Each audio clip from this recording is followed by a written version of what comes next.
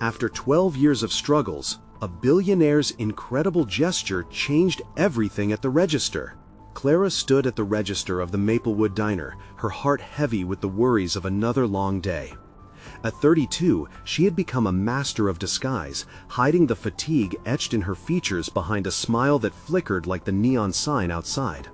The diner, an old establishment that had seen better days, buzzed with regulars seeking comfort and greasy fries and warm coffee. Yet, despite the clatter and laughter, Clara felt isolated, trapped in the relentless cycle of bills and broken dreams. Her thoughts drifted to Emma and Jake. Back at home, her children were her everything, her motivation and her reason to fight. As she wiped down the counter, she remembered each sleepless night she spent helping them with homework, tucking them in, and whispering stories that felt too grand against the backdrop of their struggles. The echoes of her late husband's laughter filled the air, a reminder that their family, though simple, was rich in love. But now, the shadows loomed larger. The local factory, the heart of their community, was on the brink of closing, sending tremors of despair through Maplewood. News of its expected downturn was plastered across social media, the homemade signs of support fluttering like distressed flags in the wind. Clara felt small amongst the raging tides of uncertainty, her struggles isolated in the shadow of impending job losses. Then came the Thursday that shattered her resolve. Jake, her sweet 8-year-old, stumbled home, face streaked with tears, clutching his hand-me-down backpack like a lifeline. "They laughed at me, Mom," he choked out, his voice trembling. "They said my clothes are ugly." Clara's heart shattered. In an instant, her chest tightened, guilt and shame crashing over like a tidal wave. How could she protect him from a world so cruel? At that moment, the diner door swung open, letting in a gust of cold air. In strolled James Harrington, a towering figure in a tailored suit that screamed wealth. He was a billionaire, a man whose life felt worlds away from her own. He came to town for a charity gala, yet his eyes caught on Clara, worn and weary, yet fiercely devoted. James couldn't help but feel a tug, an inclination towards something he never considered before. This woman, battling her demons in a dim diner, was an embodiment of strength. As Clara served coffee with trembling hands, James's heart sank. He noticed the cracks in her armor. Could he bridge the chasm between their lives, or would he only widen it? Before we continue, I need to let you know about something important that's happening. YouTube has been making changes to the system, and many people are losing notifications from channels they follow. If you're enjoying the content, hit that bell and mark all notifications so you don't miss the next videos. And if you can drop a like, it really helps me with reach. Seriously, it makes a difference. Oh, let me know in the comments where you're watching from. I'm always curious to know who's on the other side of the screen. Now, let's continue. In a flash of impulsive compassion, he decided to intervene. An anonymous donation wiped away Clara's debts and enrolled her children in a better school. It was meant as a lifeline, a means to lift them out of the struggle, but what he thought was charity soon unraveled into misunderstanding. Clara felt suffocated. Each time she opened the door to that freshly painted classroom, the weight of his help clung to her heart like a dark cloud.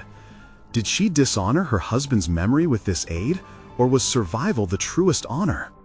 When Clara discovered the identity of her secret benefactor, the confrontation was electric. They stood trembling in the tension, their lives crashing against each other like thunderclaps. Emotions flared, and grievances spilled out. Could an apology be enough to heal the wounds of pride and misunderstanding? The air was thick with unresolved spikes, as both questioned whether they would find connection or only painful distance. What lay ahead remained uncertain, but it was clear that change was in the air. Clara stared at James, her heart a cacophony of confusion and anger. "You think you can just swoop in and save me?" Her voice trembled, and there was a fierceness behind her words that surprised even her. "I didn't ask for your help. I don't need your pity." James opened his mouth, ready to defend his actions, but the fire in Clara's eyes silenced him. This wasn't some abstract charity project to her. This was her life, her family's dignity at stake. "I'm not here to pity you, Clara. I thought—" He faltered, his mind racing for the right words. But how could he explain the tug he felt towards her? How could he articulate the sudden need to help someone he barely knew? You thought what? That you could fix everything with money? You have no idea what I've been through. Her voice broke, anger overshadowed by vulnerability. The din of the diner faded around them, the laughter and clanging dishes muted in the intensity of their standoff. Clara's knuckles turned white against the cold steel counter. She felt the eyes of the regulars on her, speculating, judging. But in that moment, she found a surprising strength. I lost my husband, James. I'm trying to raise 2 children in this town that's slowly dying. Your donation? She waved her hand dismissively. It doesn't change that. The storm in James's heart raged on. He hadn't thought of it that way. To him, it had seemed like a noble act, a simple gesture.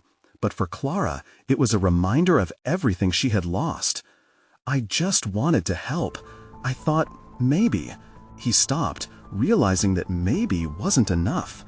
It felt like a flimsy defense against the enormity of her grief.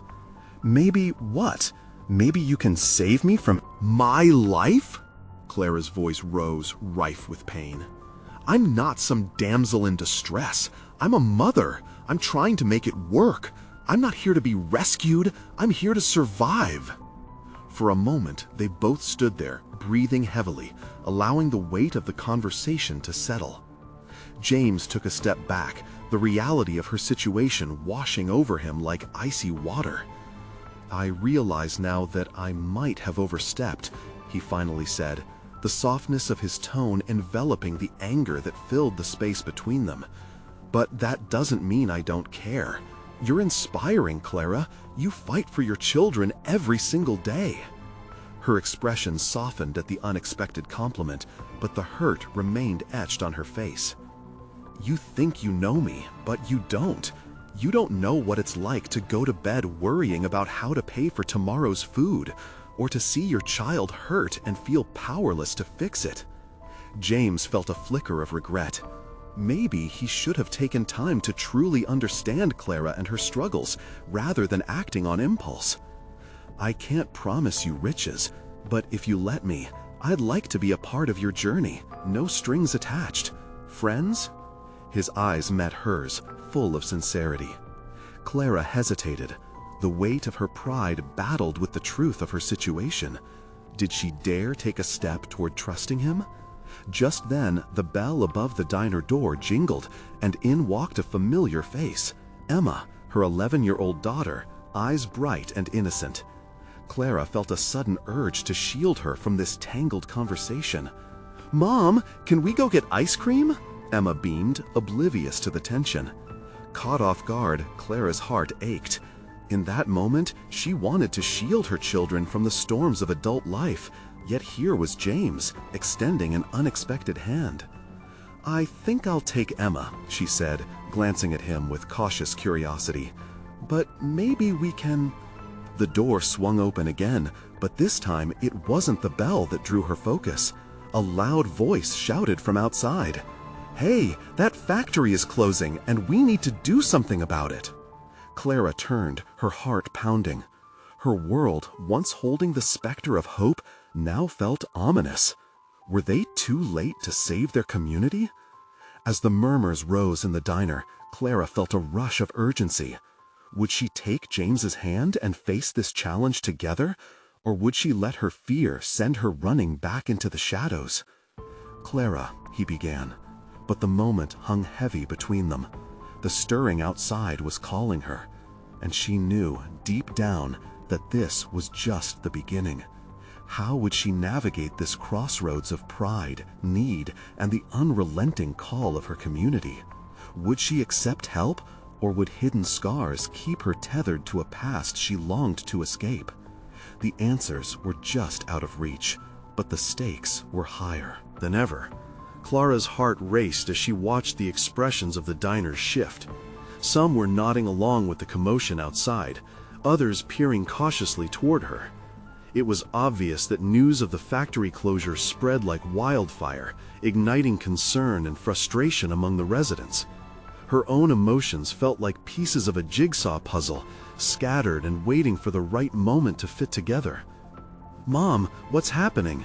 Emma's voice broke through her thoughts, calm yet curious. Clara knelt down to meet her daughter's gaze, forcing a smile that felt more like a mask. "Just a little disagreement, honey. How about ice cream another day? We need to figure some things out." Emma's face fell, disappointment washing over it. "But you promised. I wanted to celebrate the end of school." Clara felt a pang of regret. She wanted to make her children happy, but the reality of their situation weighed heavily on her shoulders. "I'll make it up to you, I promise," she said, trying to sound convincing. Behind her, James remained anchored at the counter, his expression a mix of concern and admiration. "I'll help. Whatever it is, together we can—" "Stop!" Clara snapped, surprising herself. "You don't need to play hero for me." His brow furrowed, hurt flickering across his face. "I'm not trying to be. I just thought—" "Thought what?" Clara interjected, frustration bubbling over.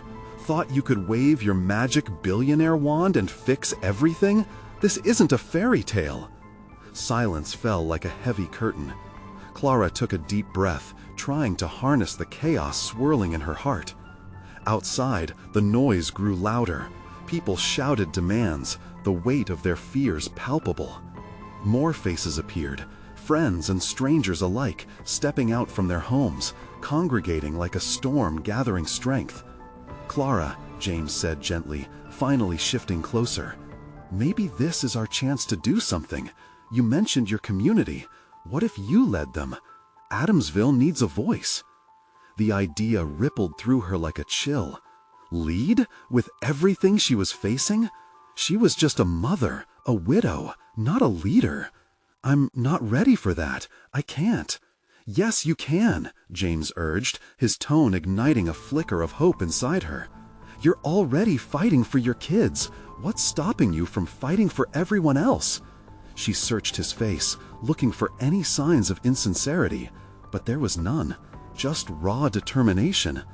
Maybe she had to let go of her fear, if only for a moment. Emma tugged on her sleeve. "Mom, you said we can make a change. I believe in you." Clara's chest tightened as she absorbed Emma's sincerity. Her little girl was right.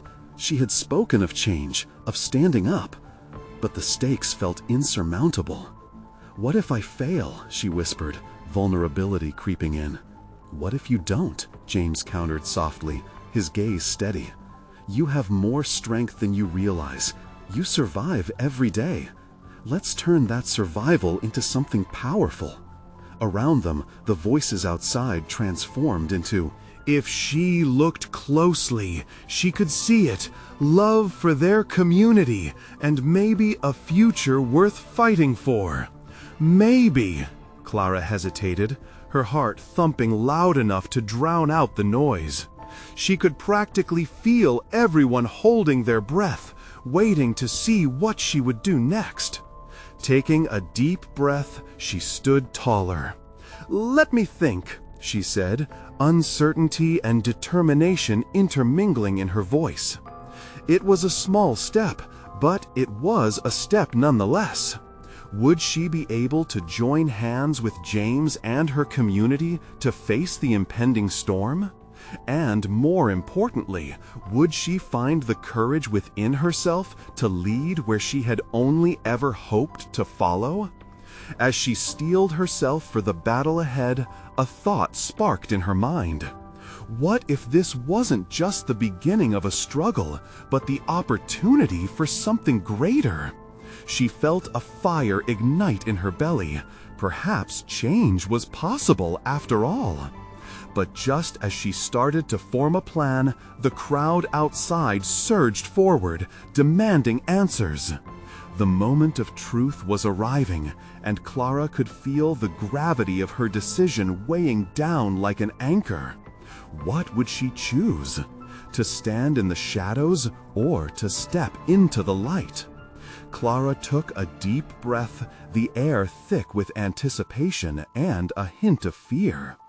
The crowd outside grew restless, their voices blending into a singular force that echoed off the cafe's walls. Each shout felt like a wave crashing against her resolve. Clenching her fists, she steadied herself. This was it. "Clara," James whispered, his voice a cool breeze amidst the rising tension. "Whatever you decide, I'm with you." His reassurance sent a flicker of warmth through her, but it wasn't enough to snuff out the doubt swirling within. How could she speak for everyone when she felt so small? Standing back up, she brushed her hands together, a meager attempt to shake off the uncertainty. She hesitated, glancing at Emma. Her daughter's trusting eyes held an innocence that almost broke her. "I'll talk to them. Just give me a moment." With a nod from James, Clara stepped toward the door, each step echoing louder than her heart. The noise of the crowd swallowed her fears momentarily as she made her way outside, where she was met with expectant faces. "Clara, we need answers!" a man near the front shouted, his voice thick with urgency. She cleared her throat, gathering courage. "I know. I heard about the factory," she began, trying to calm the storm of emotions brewing before her. "We're all afraid, but I believe." Discontent rippled through the throng. "Believe won't put food on our tables," another voice called, cutting through her words.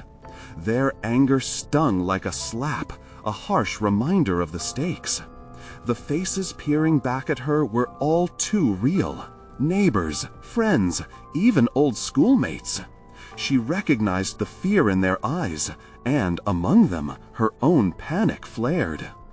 She inhaled deeply, focusing on the familiar smell of the town, grass, sweet corn, and the hint of good coffee wafting from the cafe behind her.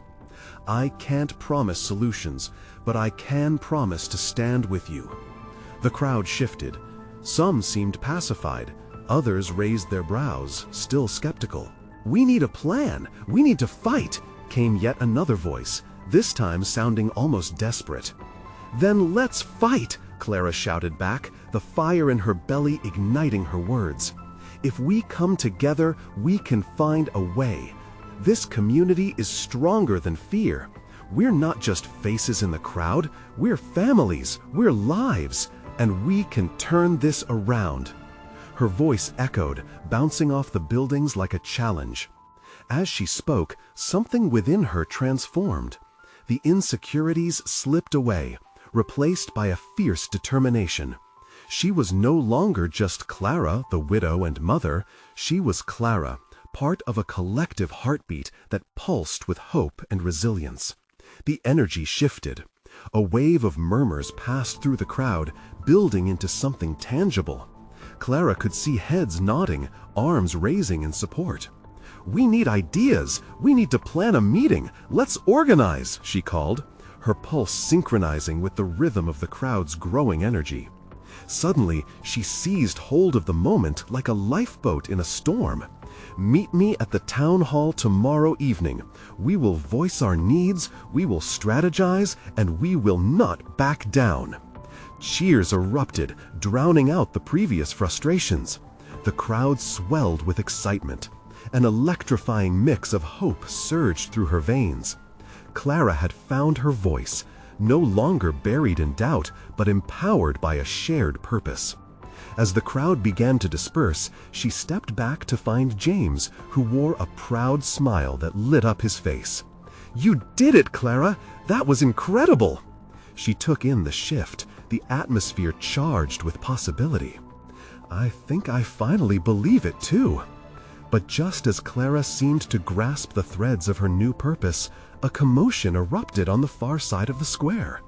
A figure pushed through the crowd, a familiar face, but one that sent a jolt of dread through her stomach.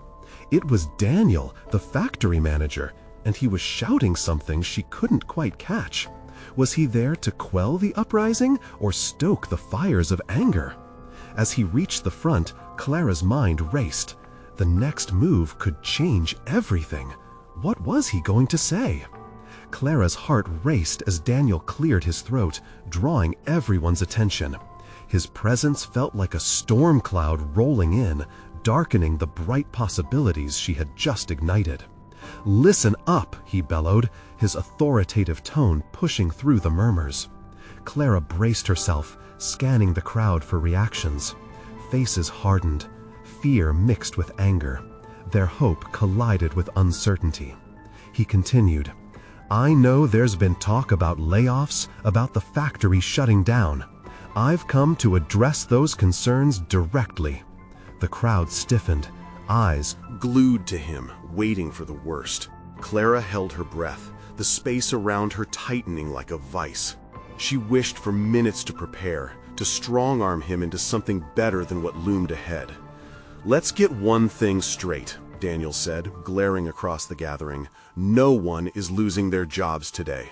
A gasp floated through the crowd, blending with a mixture of relief and disbelief. The tension slightly eased, but Clara felt another wave of dread building just beneath the surface.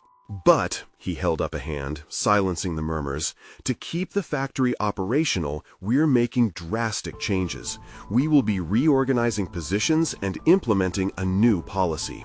Everyone must adapt or risk being let go." His words hung heavy with arrogance. Clara felt a surge of frustration ripple through her body. "What do you mean by adapt?" a woman shouted from the back, her voice piercing the thick air. Before Daniel could respond, Clara stepped forward, her own voice now imbued with the authority she had found moments before. "We need transparency here, Daniel. You can't just dangle job security without explaining what that means." He narrowed his eyes at her. Clara knew she had stepped onto shaky ground. Still, she pressed on. "We deserve a chance to voice our concerns and discuss what's really happening. You can't just expect us to go along with changes that could threaten our livelihoods." Daniel's smug smile faltered for a moment, revealing a glimpse of irritation. "You think you can just demand to have your cake and eat it too? I'm doing this for the company's survival, for your survival. Change isn't easy, and it's not for everyone." As Clara processed his words, she caught a glimpse of the crowd behind her. Their faces reflected the confusion, the echoes of her own fears. She could see them standing on the edge again, at the mercy of someone else's decisions. "Clara," James called softly from the edge of the crowd, concern etched across his brow. "Let's work together then," Clara called back to Daniel, her conviction rising like a tide. "You said there won't be layoffs. You have leverage, and so do we. We need to work as partners, not adversaries. We can find solutions, but you have to involve us." The crowd buzzed at her words, a murmuring wave crashing with agreement. Daniel's demeanor shifted as he took in the growing energy around Clara. Her stomach flipped with hope. Had she found a way to turn this moment into something larger, something that could change the conversation? "Fine," he finally replied, crossing his arms. "Let's talk. But this meeting better lead to something productive, or your next demand might not be what you want." A ripple of nervous laughter broke free from the crowd, tension still hanging in the air. But Clara saw their resolve hardening. For the first time, the hope felt less fragile. As Daniel turned to leave, she spurred the crowd on. "Tomorrow night at Town Hall is just the beginning. We can do this together." They erupted in cheers, a stark contrast to the storm that had threatened moments before. Clara felt their unity blossom under her feet, an indomitable force. But deep down, doubt lingered. What would come out of the meeting? Would Daniel really listen? Just as those thoughts flickered through her mind, another figure emerged from the crowd, a woman clutching a cardboard sign, her expression drawing attention. Clara could see the urgency etched into her features. "Clara, wait! I have something important you need to see!" Fingers trembling with anticipation, Clara had no idea what this woman held, but it felt like the next piece of a puzzle that could either strengthen their resolve or shake it to the core. What could be so crucial? Clara felt a swell of anxiety as the woman stepped closer, the cardboard sign clutched tightly to her chest. The crowd's energy buzzed. For a moment, everything else faded. Clara could only focus on this stranger's expression. The urgency in her eyes sparked a flicker of fear. "What is it?" Clara asked, her voice barely above a whisper. The woman took a deep breath, her voice shaking. "My name is Emily. I came across this information while digging through some old files at the factory." She lifted the sign, revealing bold letters that read, "Secret plans to close the factory." Gasps erupted from the crowd. The sound surged like a wave, sweeping through anxious hearts. Clara's pulse quickened. She leaned in closer, straining to absorb every detail. "We received papers that outline potential plans for a factory closure, but it looks like they're considering outsourcing jobs instead." Emily's voice trembled with conviction. "I have copies. If you see the language, it's clear they're making moves behind the scenes." Clara's eyes widened, a mix of anger and disbelief twisting in her gut. How could this be happening? They had just started this glimmer of hope with Daniel, yet here was more proof of their precarious situation. "How many copies do you have?" "Enough for everyone here," Emily admitted, her brows knitted with concern. "I thought it was important for you all to know. If we're going to stand up to Daniel effectively, we need the truth. We must face him with this." Clara's heart raced as she glanced at the eager faces in front of her. A wave of determination crashed through her. Everyone deserves to see this. Share it. Everyone should know what we're really up against. Out of the corner of her eye, she caught Daniel still lingering at the edge of the crowd, arms crossed and a skeptical look plastered on his face. Was he aware of the chaos that was about to unfurl? "Daniel," Clara called, her voice steadying despite the whirlwind inside. "We have reason to believe there's something you're not being honest about. This isn't just about adapting. This is about fighting for our livelihoods." The crowd turned, pointing to Emily and the hastily written sign, voices rising in a chorus of indignation. Clara saw Daniel's shoulders tense, his expression hardening. "Enough!" he shouted, trying to reclaim control. "I will not tolerate insubordination. If you think this kind of chaos is going to help your cause, you're dead wrong." But the laughter from yesterday felt distant now. Fear melted into determination as Clara stepped forward again. "You don't get to silence us anymore, Daniel. We will fight back with knowledge. You owe us transparency, and we demand to see those plans." Daniel shifted uncomfortably, glancing into the crowd that had come alive with defiance. Clara could feel the current of energy surging beneath her feet. With every word she spoke, those around her leaned closer, drawn into her urgency. What if that spark of unity could truly alter the course they were on? What if they became a force that Daniel couldn't ignore? Emily held out her collection of papers, handing them off to those nearest her, spreading the truth like wildfire. Clara's heart hammered in her chest, the prospect of power rising within her. "Let's take a stand," she proclaimed, arms raised. "Let's turn this fear into strength. Tomorrow night at the town hall, we come together, backed by the truth." Cheers erupted anew, the sound echoing into the fading daylight, a promise of determination rolling towards an uncertain future. Yet beneath the euphoria, a question gnawed at Clara.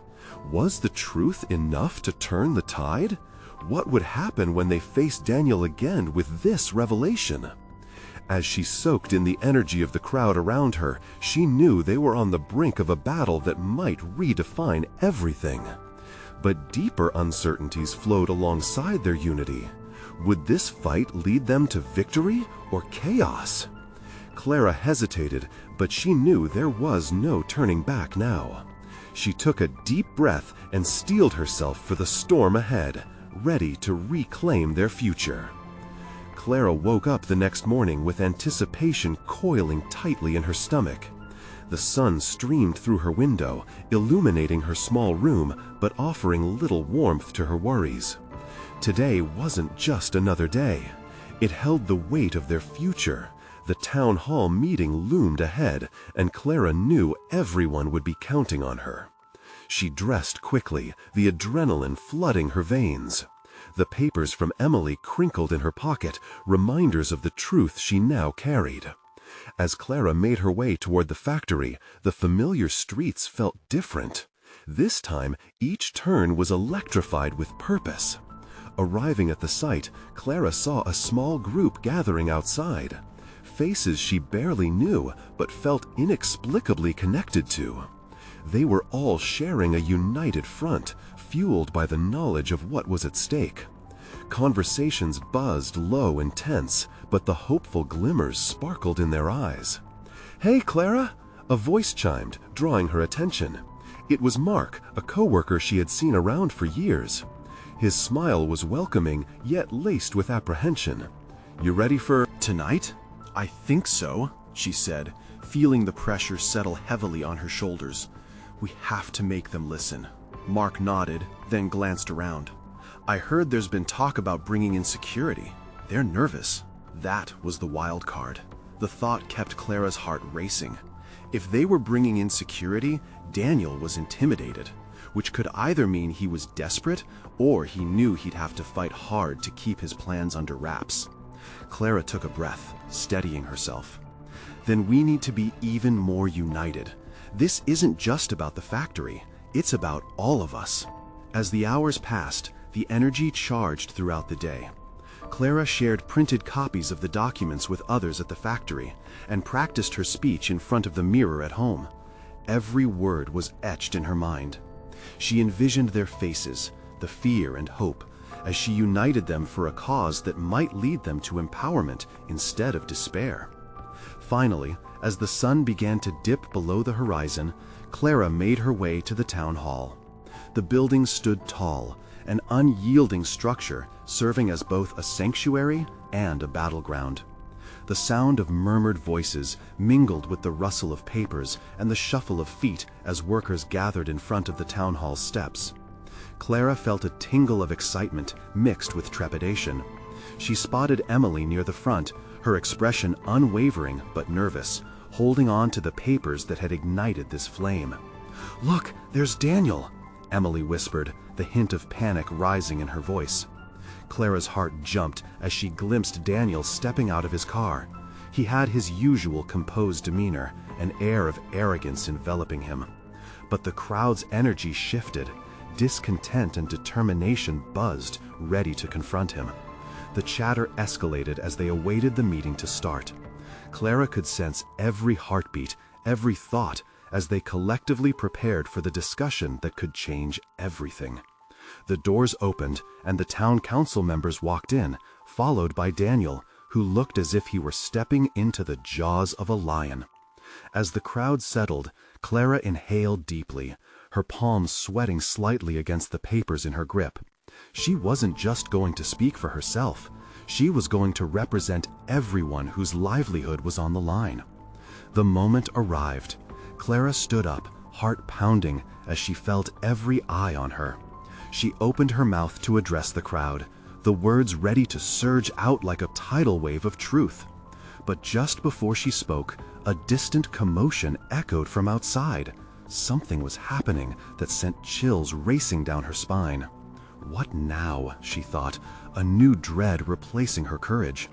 What distraction could unravel everything? And with that uncertainty swarming her heart, she prepared to speak, wondering if they could really turn the tide against Daniel. Would this moment of truth be enough? Behind her, she heard whispers igniting like a match struck in the dark, hinting at something that felt greater and more threatening than she could have imagined. Clara strained her ears, trying to catch snippets of the chaos unfolding outside. The crowd, which had been buzzing with anxious anticipation, now seemed distracted and alarmed. Whispers rolled through the gathering like a wave pulling back from the shore, and she could sense the shift in energy. Instinctively, she turned to see what had caught everyone's attention. Her heart raced as she saw several uniformed security guards pushing their way through the crowd, faces set with stern expressions. The sight sent a chill down her spine. She had hoped they wouldn't take such drastic measures. It felt like an army marching in to silence the people, to quell their revolt before it had a chance to ignite. "Clara!" Emily's voice broke through her thoughts, sharp and urgent. "We have to do something." "What do you mean?" Clara asked, feeling panic thread through her. "There are people outside. They're protesting too. It's beyond just us now." Emily grabbed Clara's arm, her eyes wide with a mix of fear and exhilaration. Clara's breath hitched. Outside the town hall, the chaos seemed to have escalated into a full-blown protest, echoing the very sentiments they'd been voicing for months. Swells of voices united, chanting for justice, for fairness. Her heart soared with hope as the realization hit her. They weren't alone. But Daniel stood before them now, his smirk faltering. He had walked in with confidence, his posture unyielding, but the tension radiating from him was palpable. The murmurs in the crowd shifted to murmurs of scorn, like dry leaves rustling in the wind, whispering defiance against his intimidating presence. Clara could feel her opportunity slipping through her fingers. The moment was dissipating like mist in the morning sun. She took a deep breath, the crinkled papers feeling heavier than ever in her grip. The crowd's energy pulsed around her. It felt electric, full of raw emotion, and she knew this was her moment. "Everyone!" Clara's voice rang out, commanding and filled with conviction. "I know we're scared, but look at what's happening out there. This is bigger than just us in this room. We have a chance to stand up for ourselves, for every worker, for our families." She watched as their faces turned toward her. Some nodded, their expressions shifting from apprehension to determination, while others still looked unsure. But she could feel a collective heartbeat rising. Their resolve was slowly igniting. "I've been scared too," Clara continued, "but fear can't be our master. We have the truth. This is our story. What they don't understand is that a town isn't just bricks and mortar. It's our lives, our sweat, our dreams, and we deserve to be heard." As she spoke, Clara felt waves of emotion wash over her. The struggles of long hours, the families that depended on them, their hopes intertwined like vines. She had to make them see that this Was only the beginning, the chance to change everything. Just as she was finding her footing, the doors burst open, and an unexpected figure strode in. Clara's breath hung in her throat. It was the mayor, flanked by members of the council, looking taken aback by the scene unfolding. What was he doing here, and why now? Before she could process it further, Daniel's facade cracked, expressing disbelief as he turned toward the mayor with a mixture of irritation and surprise. The atmosphere shifted again, creating a palpable tension that Clara could taste, like the static before a storm. Clara's heart raced. What would happen next? With the momentum building outside and the unexpected arrival of the mayor, was this about to take a turn that could change everything? Determined, Clara held her ground. Whatever happened now would be pivotal. She realized she was ready, for herself, her family, and for all of them standing together. But would they be able to turn this moment into a victory? As she gathered her thoughts for what felt like the decisive moment, she wondered if they truly had the power to reshape their fate. Would their voices be strong enough to cut through the powerful silence imposed by those who sought to stifle them? Everything hung in the balance, and Clara's next words would either spark a revolution or doom their hopes forever. Clara's eyes darted to the mayor as he stepped further into the room, the tension thickening in the air like fog enveloping the landscape. She could see the lines of worry etched on his forehead, his gaze flicking between Daniel, the crowd, and the chaos outside. It was a moment suspended in time, the kind where fate could pivot on the slight tilt of a word or gesture.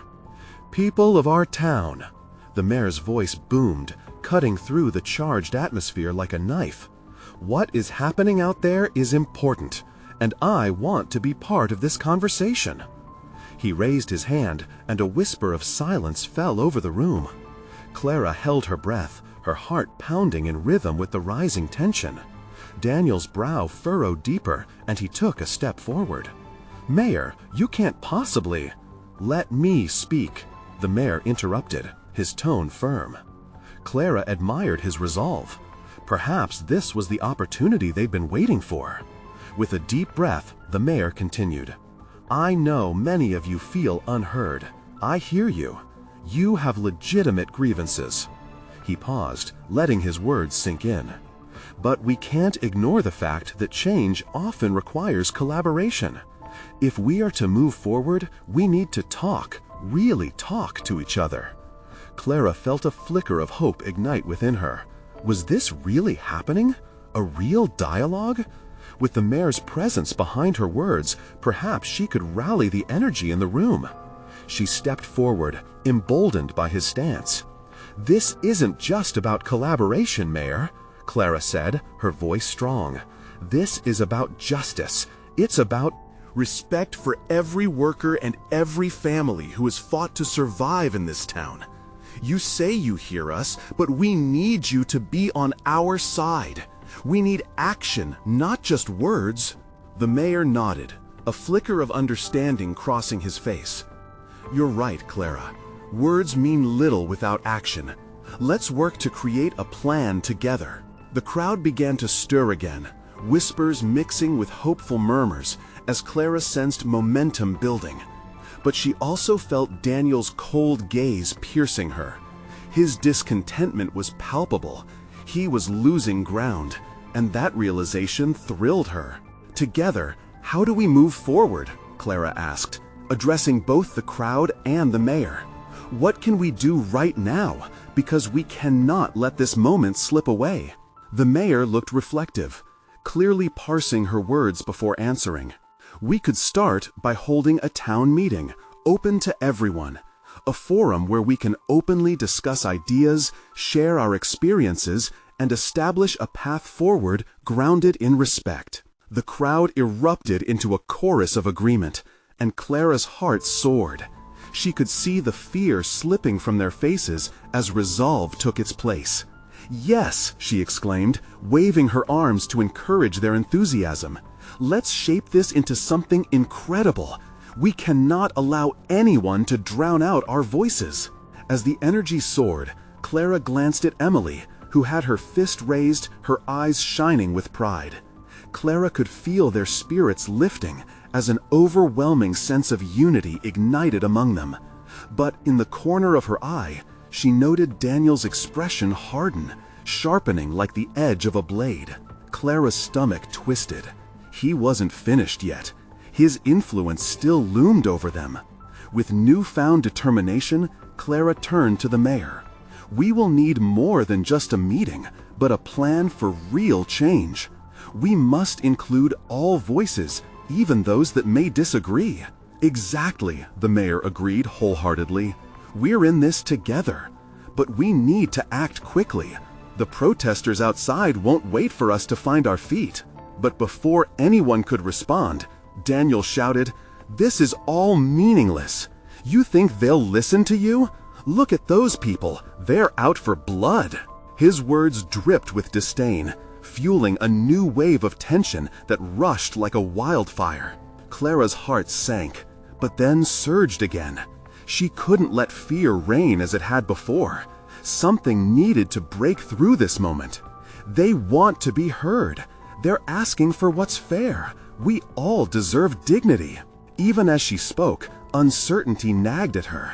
Would he twist their words, spin the narrative in his favor? The stakes escalated, gripping her with dread. Her pulse raced in anticipation of the challenge ahead. In a world where power struggled against the people's will, could they truly unite to elevate their fight?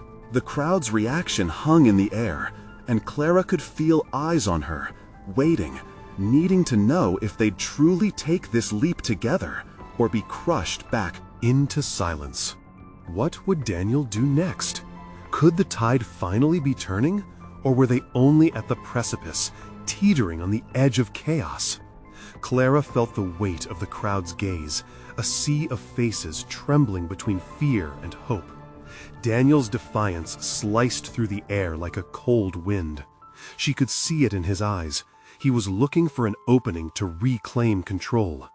But Clara had come too far to retreat now. "Listen," she called, her voice firm yet filled with urgency. "We have to uphold our community's strength. Fearing him only gives him power over us. We are not just employees, we are families. We are Maplewood." Around her, the energy began to shift, transforming anxious glances into nods of agreement. The crowd was feeding off her determination. Clara felt emboldened, a flickering flame igniting into a blaze. "Everyone here knows the heart of this town, and together we can create something far greater than any single individual could alone. We demand respect. We want to work together, no more secrets." She met Daniel's stare. Defiance poured into her words. "Will you take the first step in being transparent? Step into the light of accountability?"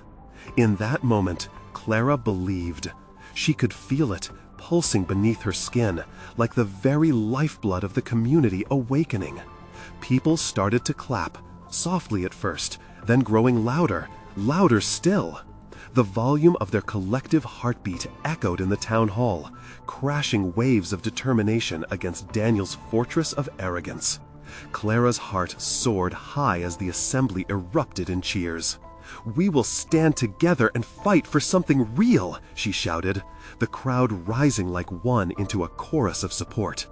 Daniel shifted uneasily, a fleeting flicker of uncertainty crossing his expression. "You really think this is how it goes?" he spat, but the cracks in his composure were becoming evident. "You'll regret this." "Listen, Daniel," Clara shot back, emboldened by their gathering momentum. "We're done being fearful. You keep saying that change is hard, but it's not nearly as hard as struggling in silence. The choice is yours. Will you join us and work with the community, or will you stand alone, a stumbling block to progress?" The crowd heard her words, and the intensity in the air shifted, swelling into a collective roar. Clara's heart raced. This was it. They were taking charge of their story. Daniel's confidence flickered, and Clara saw his grip on the situation loosening. "A meeting?" he questioned, doubt spilling over. "You believe they'll listen to the platitudes of your power-drunk protests?" "Daniel, stop underestimating us." Clara's voice echoed with intensity. "You've tried silence for too long. It hasn't worked. But we are not going to sit idly by while you decide our fate. The people outside, your workers, understand our lives, our struggles. We want to be part of the solution, not just a statistic." The murmurs around her thrummed with support. Clara could sense the tide turning, the air thickening with resolve. Daniel prided himself on power, but she was beginning to see the cracks through which they could pour in light. He took one last breath to rally his defenses, but before he could, the crowd began chanting Clara's name, a chant that surged like a flood, pulling everyone into the current. "Clara! Clara!" In that moment, she felt the sheer force of community swell like a wave behind her. This was not just about Daniel anymore. This was about the spirit of Maplewood. Clara stood tall, eyes blazing with purpose. With the mayor nodding approvingly beside her, Clara raised her arms in surrender to the energy buoying her as the crowd's chants bonded into a single voice, a voice that demanded change, respect, and dignity. "Tomorrow we meet!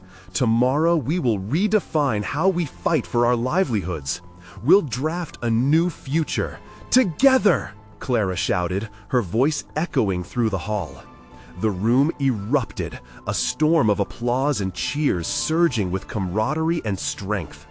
In that space, she saw the glint of newfound belief spark in the crowd's eyes, a vision awakening collectively.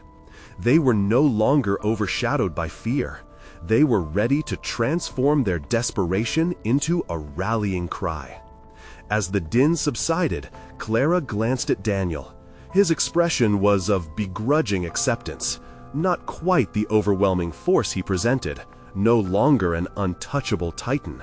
Finally, she turned back to face her friends, neighbors, and the community they had built together, a collective family that had come from so many backgrounds and struggled through so much.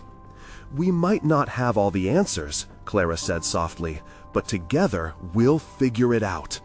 Now, for the first time, she believed their future was a mosaic they would create together. As she spoke those words, a wave of confidence washed over her. It was no longer about surviving, it was about thriving. And she was ready, with all of Maplewood, to embrace the change ahead. But now, it's your turn to be part of this journey. You need to subscribe now to not miss the next exclusive stories that inspire transformations just like this. This is the moment to show your support. Leave a like now to feed the algorithm and keep this movement alive. Comment your reactions and feelings about this powerful ending. We want to hear your voice. And don't wait, not even one more second, to share instantly this video with at least 5 friends who need to see this transformation. You can be part of this incredible community and continue to uplift each other every step of the way.